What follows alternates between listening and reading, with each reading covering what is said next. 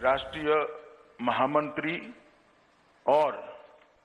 बंगाल के प्रभारी, जिन्होंने बंगाल के संगठन के अंदर अपने परिश्रम से जान फूंकी है, ऐसे श्री कैलाश विजयवर्गीय जी, केंद्रीय मंत्री श्रीमान बाबुल सुप्रियो जी, बहन देवर्षी चौधरी जी,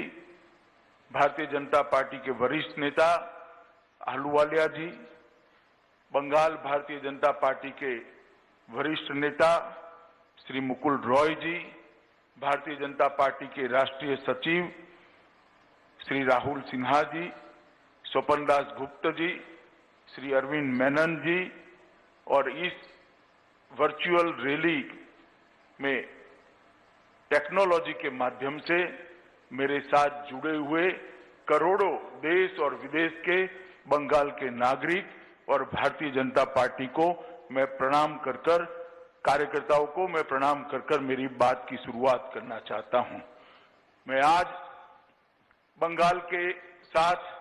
बंगाल की जनता के साथ जनसंवाद का ये जो कार्यक्रम है, वो कार्यक्रम में सबसे पहले बंगाल की पवित्र भूमि को प्रणाम करना चाहता हूं, जिस भूमि में रामकृष्ण परमहंस, श्री विवेकानंद जी, रविंद्रनाथ टैगोर, सुभाष चंद्र बोस, राजा राम मोहन रॉय, ईश्वर चंद्र विद्यासागर, प्रणवानंद जी, बंकिम बाबू, श्यामा प्रसाद मुखर्जी, बटुकेश्वर दत्त, सूर्य सेन, हरिचंद और गुरुचंद ठाकुर जैसे अनेक लोगों ने भारतीयता को, भारतीय संस्कृति को और बंगाल के संस्कार को न केवल भारत, दुनिया के अंदर उजागर करने का काम किया है। मैं सभी बंगभूमि के, जहां बंगभूमि ने जिन्होंने जन्म लिया, ऐसे सभी महानुभावों को प्रणाम कर कर मेरी बात करना चाहता हूं। आज सबसे पहले बंगाल के अंदर और देश में कोविड महामारी के प्रकोप से जिन्होंने अपनी जान गंवाई है और बंगाल के अंदर अम्फान साइक्लोन के कारण जिन लोगों की जान गई है, वो सभी की आत्मा की चिर शांति के लिए मैं प्रभु के सामने प्रार्थना करता हूं। साथ साथ 2014 से बंगाल के अंदर परिवर्तन के लिए राजनीतिक संघर्ष करते करते 100 से ज्यादा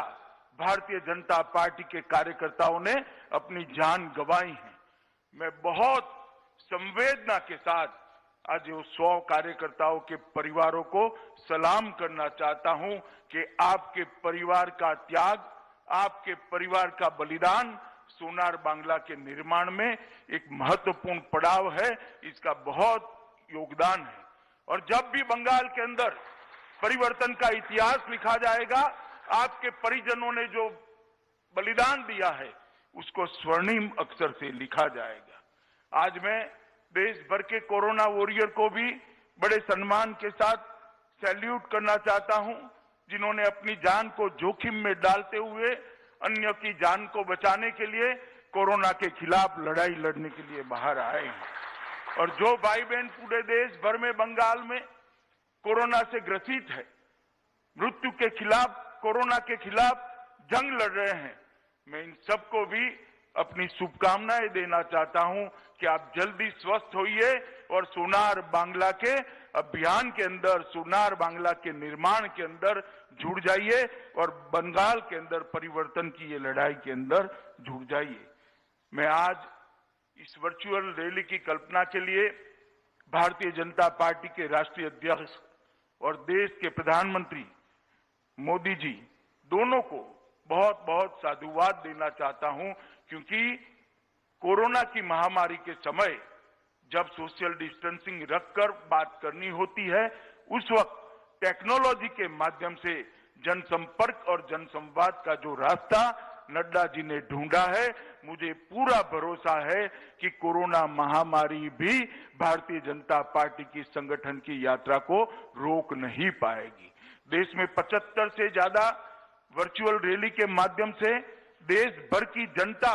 और देश भर के कार्यकर्ताओं का जो संपर्क करने का हमने अभियान चलाया है, वो अभियान जरूर आने वाले दिनों में अपनी असर दिखेगा। मैं बंगाल की जनता को विशेषकर धन्यवाद करना चाहता हूं, क्योंकि आज ये वर्चुअल संवाद, जनसंवाद, बंगाल की जनता के साथ जनसंवाद जो है, मोदी जी की सरकार के 1 साल की समाप्ति के लिए है। मैं बंगाल की जनता को ये कहना चाहता हूं कि भले भारतीय जनता पार्टी को 303 सीटें देश भर से मिली है, मगर मेरे जैसे कार्यकर्ता के लिए सबसे महत्वपूर्ण सीटें हैं बंगाल की 18 सीटों पर भारतीय जनता पार्टी का विजय। क्योंकि पूरे देश भर के अंदर जब लोकतंत्र